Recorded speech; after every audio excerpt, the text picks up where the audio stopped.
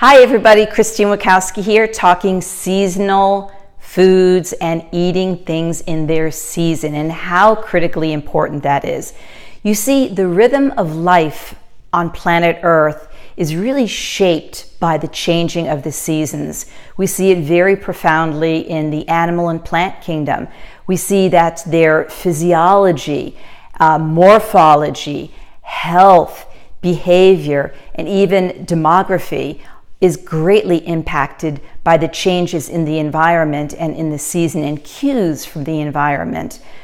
We see the incredible Arctic tern, for example, which migrates the furthest out of all the birds, getting its signal and getting its radar sensed that now it's time for the migrational journey to begin. We see the salmon when they do their salmon run, and they have that internal clock, that internal sense of the time and the season.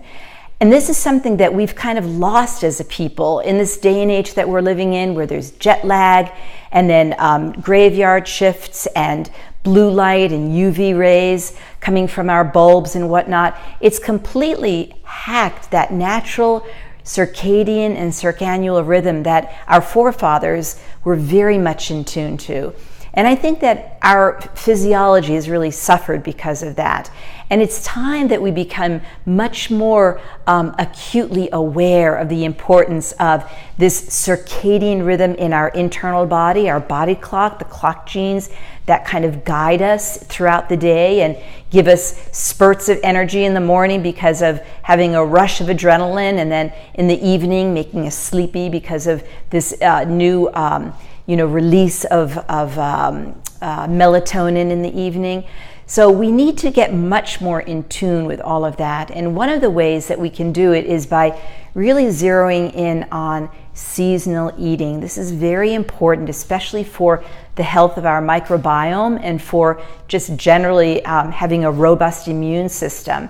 And again, as we're kind of stepping into these colder months now, we see that really the vegetables that we're starting to embrace, many of them, the gourd family, the pumpkin family, what's the color that they all show? Orange, right? And we know that orange is very symbolic of fruits and vegetables that are high in vitamin C.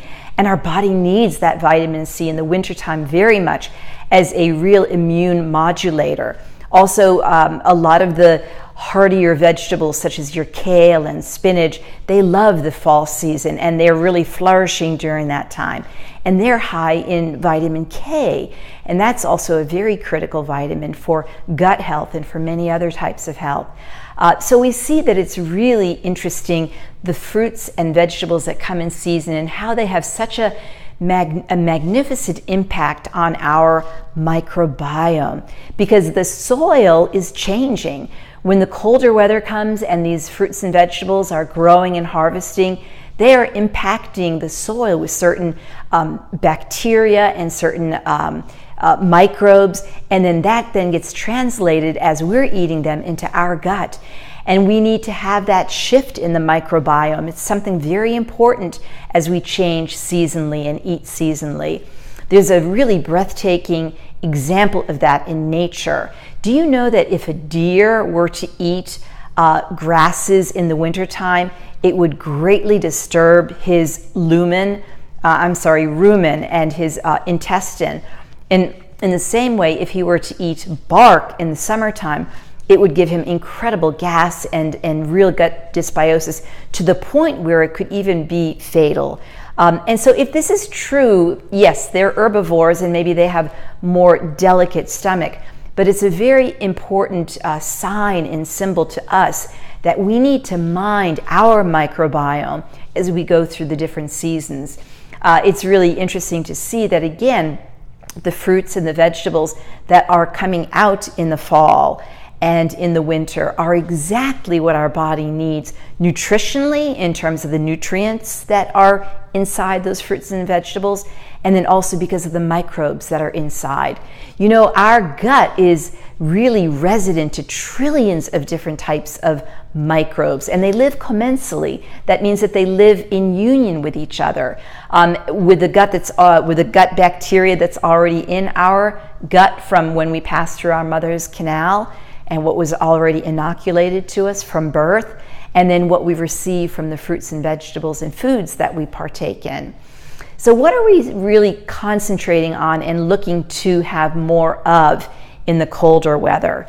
Well, our body is craving salt. Our body is craving sweet, and our body is craving sour, and I'll explain why. Think about rock salt, and in the wintertime, when the roads are iced up or heavy snow, what do? We throw rock salt on them. Why? Because the salt has a very warming effect. It melts the snow, it melts the ice. So in the same way, salt is very warming to our body. And in the colder climate and colder temperatures, we need to have that internal warming mechanism going on. Secondly, our body is craving sweet, and I don't mean sugar. I'm talking about sweet naturally found in things like yams and sweet potatoes and all those amazing root vegetables. And you know what's interesting about that whole genre and that whole segment of the plant kingdom is that they actually get kind of jazzed as it gets colder. And when there is that snap of below temperature and freezing weather, it actually brings out the natural sweetness even more. It's kind of like the cold is kind of like the sweet and the sugars naturally occurring inside those vegetables is like an antifreeze to the vegetable itself. So these sweet vegetables, like I mentioned, yams, sweet potato, carrots, parsnips, rutabaga, they all have a very comforting impact and soothing impact on our body. And when it's getting colder out and the temperatures are more frigid and our body is kind of going through a transition and it's a little bit tougher, a little bit rougher, a little bit harsher on our body is craving those sweet, comforting foods because they're very soothing for us. They also are very nourishing for our tissues.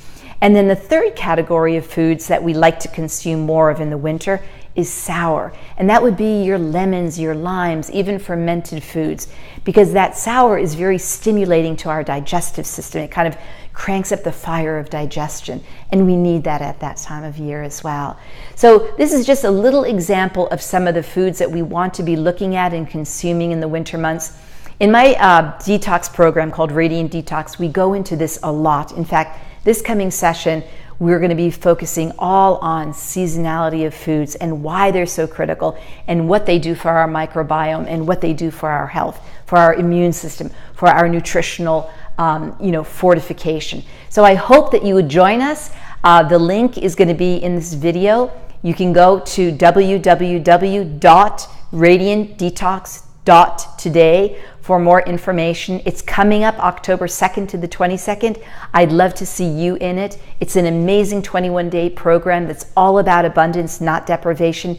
If someone were to eat all of the breakfast, lunch, and dinners or cook them all, they would be consuming 92 different fruits, vegetables, and herbs. That's a lot. So you can see we really put in the rainbow and we put in a lot of fruits and vegetables that nourish and heal and detoxify our systems. So we'll see you on the inside, hopefully. And again, this is Christine Wachowski talking all things seasonal.